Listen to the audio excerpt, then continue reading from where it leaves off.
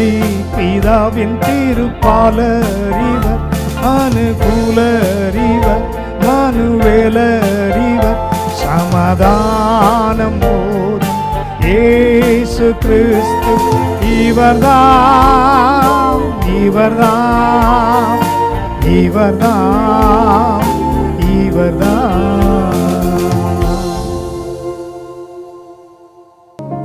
மத்தேயு 1 அதிகாரம் 21 Matthew chapter 1 and verse 21. அவள் ஒரு குமாரனை பெறுவாள், அவருக்கு இயேசு என்று பெயரிடுவாயாக. ஏனெனில் அவர் தமது ஜனங்களின் பாவங்களை நீக்கி அவர்களை இரட்சிப்பார் என்றான்.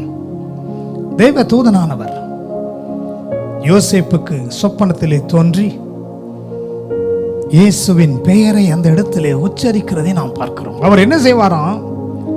அவர் தமது ஜனங்களின் பாவங்களை நீக்கி, அப்படின்னு சொன்னால் மற்ற ஜனங்கள், யூதர்கள் பாவங்களை மட்டுமா? இல்லை பிரியமானவர்களே.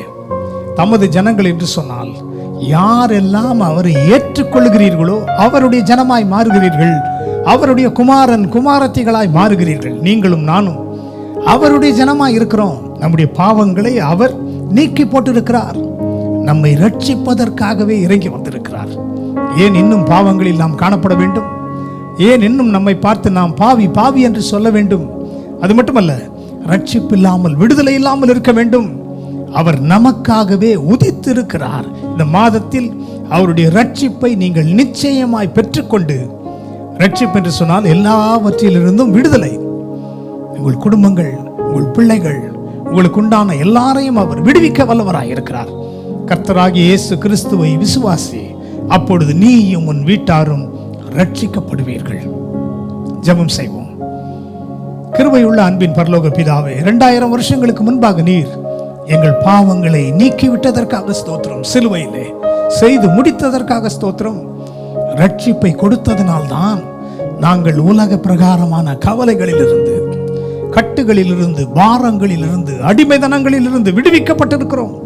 இஸ்ரவேல் ஜனங்களுக்கு ரட்சிப்பை கொடுத்தவர் கல்வாரி சிலுவையில் முழுவதுமாக எல்லா ஆத்துமாக்களுக்கும் நீ ரட்சிப்பை கொடுத்து விட்டதற்காக ஸ்தோத்திரம்.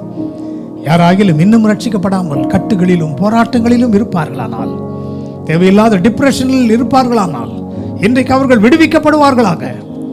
நாமம் உயர்த்தப்படட்டும் இயேசுவின் நாமத்தில் பிதாவே.